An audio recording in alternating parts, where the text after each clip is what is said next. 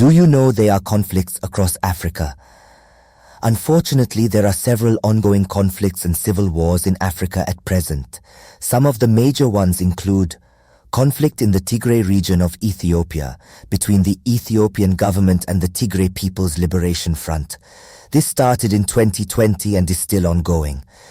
Insurgency in Cabo Delgado province in northern Mozambique, involving Islamic militant groups against the government. This began in 2017 and is ongoing. Insurgency in the Anglophone regions of Cameroon by separatist groups. This began in 2017 and is still happening. Allied Democratic Forces insurgency in Eastern Democratic Republic of Congo.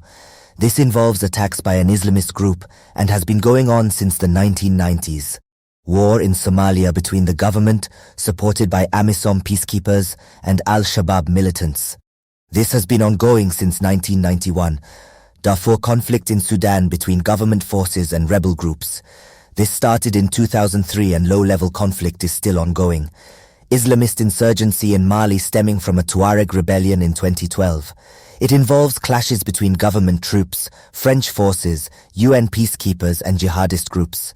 In some cases, foreign governments get themselves involved into African domestic politics in places they feel like the government is not doing what they are told.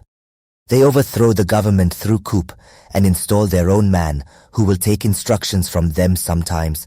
The country plumb into civil wars because the interest of the West, since it is not in their countries, they do not care how many people get killed, families destroyed, children's killed, or how it affects the country. All they care about is themselves. So, in summary, there are a number of long-running conflicts centered mainly in East, West and Central Africa that have resulted in significant loss of life and human suffering in recent years.